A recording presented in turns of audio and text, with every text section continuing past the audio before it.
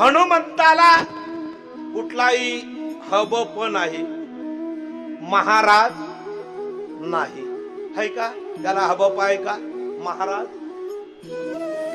काय आहे का? काय नाव आहे मैदान? बाकी काही नाही. त्याला दास म्हणतात, रामाचा दास. हे एक वर्ष असं आहे.